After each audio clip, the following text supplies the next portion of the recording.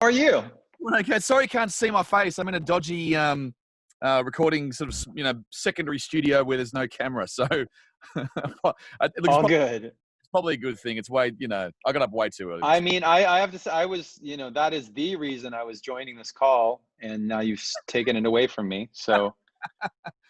Well, mate, I'll just deal with it. yeah, just deal with it. I'll just pull up a picture of you online, and I'll look at that You know what? while we're chatting. I'll send you a photo of when we last caught up, which you won't remember because it's such a long time ago. But it was in that Sydney Entertainment Centre sideshow for Soundwave, so it might have been like 2013, I think, maybe, or 2012. And I saw the photo, and it looked like I was interrogating you because you were seated behind like a trestle table, and I was sort of standing up with the microphone. And looked, the body language was like I was I had you in a padded room asking for what you did last night. And but anyway, mate, 20 years, can you believe it? Yeah, feels like 100. Yeah, because this was the album that changed everything forever for a lot of people. I mean, you came out of the end of the 90s, which was, getting to be a pretty ordinary time for music. And then out of the blocks came this album. And it's an album which a lot of people connected with. And also it changed the sound of rock and roll at the time as well. I mean, it's so weird to go back and think about, this time period was really such a weird transition. Peripherally, if you think about it, like really when you ask somebody what they were listening to or what kind of music they like, they had a specific answer back then. It was like, I listen to metal, I listen to hip hop, I listen to electronic, I listen to whatever. Simultaneously, like when we would put out like a mailing list for fans, like a fan club list or keep in touch with me, we want to know more about this band. We put that out at our merchandise table at like the Roxy or the Whiskey, 300 capacity club here in LA. Half the people would sign up with their snail mail address because they didn't have email yet. Yeah. Wow. So yeah, it was like, and downloading hadn't really kicked off in a big way yet. Google was not a thing yet. Facebook was not a thing yet. You're right. It was a Crazy. real transition time for not just music, but you're right, technology as well. And you guys embraced the online thing really, really early. With getting in touch with fans and fan groups and interactive stuff. I remember, I think on the CD as well, you had the film clip on the as a sort of a CD-ROM, which was kind of new for back then as well. And you're one of the first bands to do that. And also the name Linkin Park, that was because he wanted to register the name and you couldn't get Lincoln the normal spelling. Yeah, the presidential spelling was owned by the city of Chicago, so we opted for the LINKIN because it was like in our minds you really wanted to get the .com, like yourthing.com. Yeah. There was a big push to do that. And I mean, in addition, like we did always try and we just tried to find the most direct ways to like be in touch with our fans. A lot of fans who were around at that time, remember how active we were on our own chat rooms and message boards and things like that.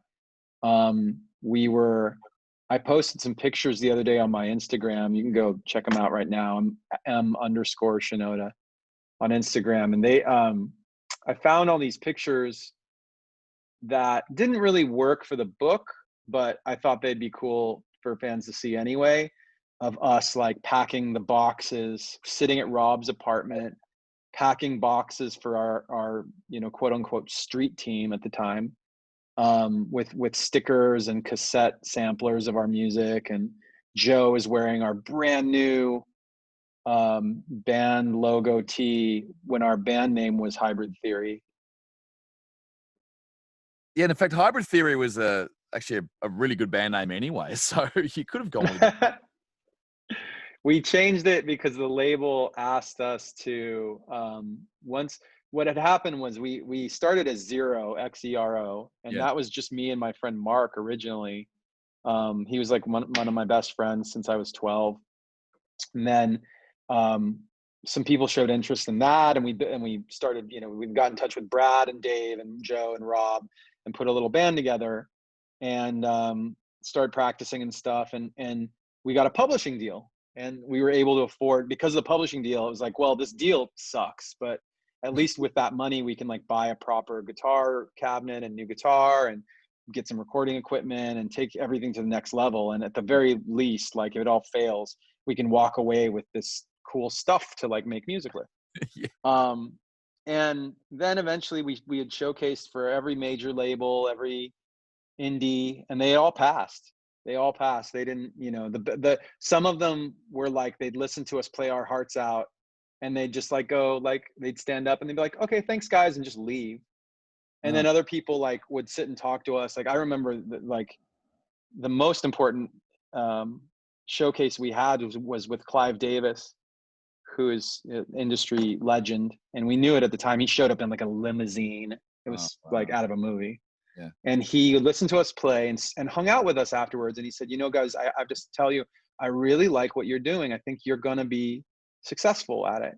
And I can't sign you. I'm sorry to say I can't sign you, because it's my policy that I don't sign more than one artist of a style or like a movement. And I've already signed a band that does, basically does rap rock. So I'm not going to sign you guys. But he's like, I like what you do. I think you should keep doing it.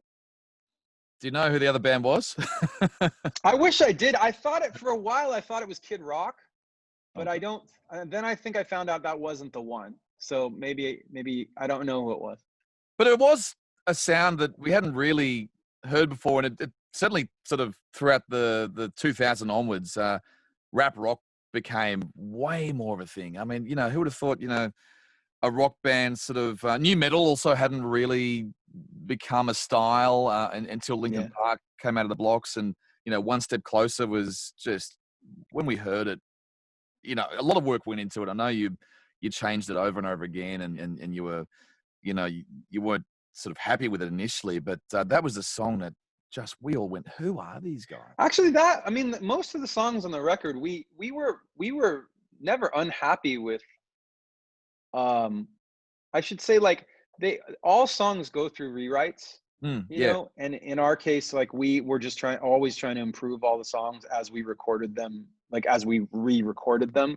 Because at the time our demos wouldn't have been appropriate to like mix, and you couldn't use a lot of the stuff that we had started with. And so we went into the studio with Don Gilmore and kind of started from scratch on all the demos. And we had picked Don because he was really good at recording live, bass, drums, and guitar, and he knew his way around like an alternative pop song.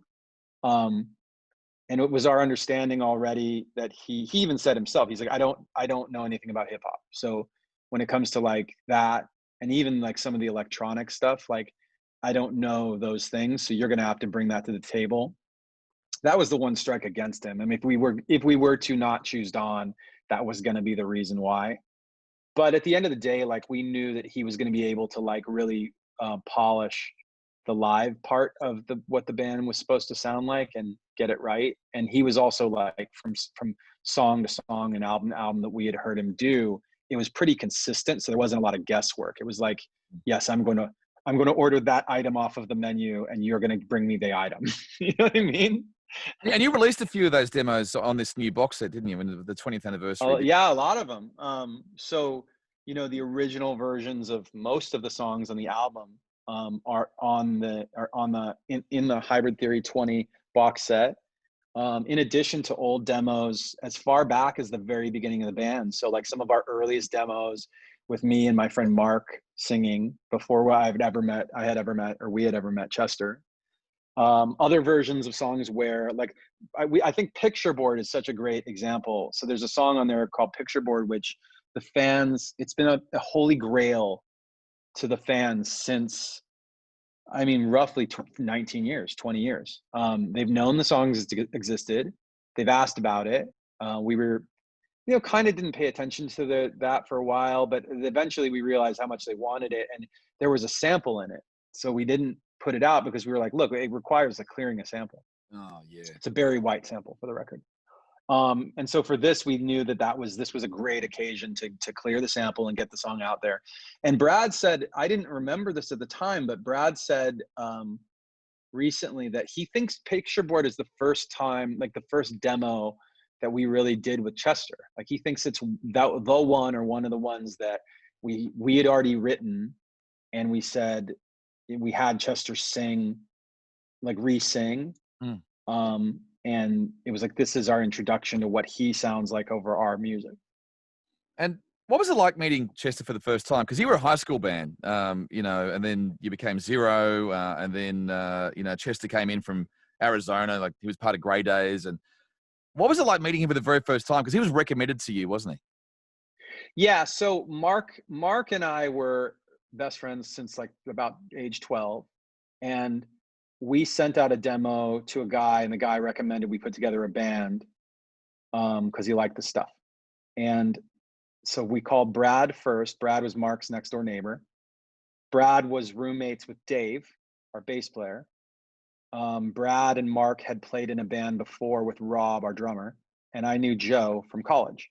So it was all just friends of friends. Yeah. And then we played together for a while, but it didn't work out with Mark because it really, for as much as he was good at most of the tasks of being in a band and being a singer, he wasn't that confident about the singing part. And it made him so anxious and nervous. And he just like worked himself up about it. I thought it was going to give him health problems. I literally thought I was going to give him an ulcer just to like play shows. And so we parted ways with Mark, and we already had an attorney at the time. And he said, hey, a friend of mine, we were setting up tryouts for the singer thing. And he said, I have a friend who found this guy from Arizona who's like supposedly really great. And so we sent out a cassette with vocal versions and then instrumental versions of like a few songs. And Chester managed to get it back to us like within a couple days, which, you know, and we're talking about snail mail here. Like I still can't wrap my head around how fast he got the demos back to us with his voice on them. And it turns out he always loved to tell people like he skipped his own birthday party to record them. Like he received it the day of his birthday, and he was like, this is incredible, I need to do this, and just left and went to the studio and like recorded the demos. I think some of his friends from his birthday like went with him and stuff. So it was like a thing, but Yeah. he got it back to us so fast. And I remember Brad and I being on the phone with him. We called him up right away. As soon as we got it, we're like, what, how did you get this back so fast? Like, do you want to come out? Like, you sound great on this stuff. And he just dropped everything and came right out. Like all of that happened so fast. And it was our first introduction to how like Chester was very driven by, like when he knew he wanted something, he just like went for it. He was not a slow paced, like deliberate, like methodical type of person. He didn't deliberate. He just like his gut told him what to do and he did it. And like, so that was like meeting him where was exactly like that. Like the guy just like did things and came out and like he got in his car and drove out from Arizona, which I don't even know how. It's a half a day of driving. He just got in the car and left. Yeah. Well, it was obviously he knew it was meant to be, put it that way, and that sort of makes a lot of sense. His work ethic was so big for that all the way through the career. I remember meeting you guys in Brisbane. I think it would have been like maybe 06 or 07, and you're doing that tour, and you had a couple of backstage interviews, and I was one of them, and you had to cut that short because you had about 25 fans about to come in and meet you guys for a meet and greet, and you prioritize meeting the fans above anything else. And that's why those fans to this day, you know, so fanatical about the band. And was that way from the beginning? You know, you made it all about the fans. Yeah. I mean, I posted the other day on my Instagram on it's M_Shinoda. I posted a photo that we've talked about, the story of like us packing boxes full of materials for like fans and street team, you know, what was called at the time street team members. Yeah. And we put like, you know, cassette samplers and stickers and stuff in there. And I posted this picture of it, which dates back to, I don't know, 98 or something. I don't know. But yeah, as things you know, as different platforms and like apps and different you know communities were invented, like we always found ways to integrate, like ways of talking to the fans, ways of being with the fans, Mm. whether that was linkinpark.com in the chat room or in the message board, or it was, you know, from MySpace to Facebook to Twitter to Instagram and so on. Like we always just, my philosophy was like, go where the fans go. You know, if they're on, I don't care where they are, like just go there. And if and it'll help dictate the relationship, you know, the boundaries of the relationship in a sense. Um but yeah, it was always like I feel like that, you know, we did prioritize them because that's obviously like in my mind the right thing to do, in everybody's mind the right thing to do. And we changed the number of fans at the meet and greet over time. Like some tours it was 25, some tours it was 200. um Early days we'd do some really big ones. Actually maybe 200 is too much, but 100, maybe it was 100 at one Yeah, point. yeah. We did And then 300. that became unsustainable. We had Yeah. launch during record launches. When we launched albums, we would do a signing for 2,000, Wow. Yeah. and then we go to another city and do it again. It was we put a lot of effort into letting them know how much we appreciated them. So you did 320 gigs in that year. I mean, that you talk about work ethic. That sums it up. 320 shows.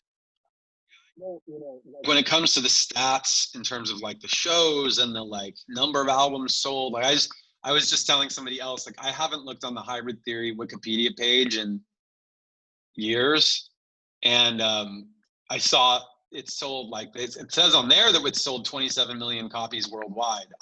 I have no idea. Like it could be high, that could be low. I have no idea. In terms like all of those, I just know that we just kept put our heads down and kept going. Like, and it was, you know, part of it was driven by us knowing that the momentum was so unique and the fans were there and continued to show up and continue to tell new fans. And we didn't want to let any of the balls drop. You know what I mean? Like we didn't want to keep everything going. I think the main thing is that like so for example, we were always very career focused, and like we didn't want to treat anything like today everything is so in the moment, and it's almost like songs are like jingles. Yeah. You know, like it's like it does it or does it not make a good TikTok video. And I think that was not ever really our approach. We always thought about it in terms of like, are we going to be okay with the decision we're making today? Are we going to be okay with that in 1 year, 5 years, 10 years? So like when we were deciding to how to tour, where to tour, like our manager basically said, you know, if you tour outside the US, like let's start going outside the US as soon as possible, because number one, those fans tend to have a longer, like they tend to be more loyal to their favorite groups than they are in the US and the UK. And somehow by the end of like Hybrid Theory, the touring cycle, like we were, you know, we were, for example, we were selling albums almost equally in the US and outside the US, which is unheard of. Maybe it was 1.5 to 1 or 1 3/4 to 1, but that was still, whatever that was, it was like a crazy amount. And it was because we spent so much time going outside the country and putting in the work. And I saw that show at the Best Buy car park as well, by the way. That was like in that sort of the first few months, and that was just an insane show. My mates were there at the K-Rock show. It was just nuts. And one of the big moments of like that was we felt like the Beatles. Like we had no idea. We showed up. The context, just going into what you just described, the context was, hey, do you guys want when you get home to LA, the radio K-Rock, the local radio station, wants to do a show in the parking lot of a Best Buy to support their new calendar. like, so will you go do the calendar show for the rock station? And we were like, okay. Yeah. You know, do you imagine how small that sounds? Yeah, well, that sounds small. You're in a car park, yeah. Appropriately small in our minds. We show up at that place. It's a humongous parking lot, and it is completely jam-packed with people. You can't fit another human in there. They've locked it down. They won't let anyone else in. There are people on the outside of the fences surrounding the parking lot. They're crawling up the fences and sitting on top, and there are people beyond those people outside the fences. We go inside to sign some of the calendars, and they take us to a green room where we can like get ready to play the show. And the Best Buy itself is the size of like a warehouse. It's like a very large, like the thing, like it would be larger than a supermarket, larger than a movie theater. Like it was huge, and it was packed full of fans screaming. They were knocking over displays, and the people who worked there were freaking out. They couldn't get us on stage fast enough because they didn't want the fans to destroy the place. Yeah. And the fans, like, they all piled into the parking lot, and we played the show. We only had 40 minutes of music. We played our 45-minute set, and like they just were like, okay, now like please get out of here before the fans destroy this place. That gives you an idea about how it was in 2000. Thanks so much for your time, Mike. Hybrid Theory, the 20th anniversary is out now. You get the box set as well. So many rarities, and enjoy the ride, enjoy the year, and thanks so much for your music. Thank you, man. Appreciate it.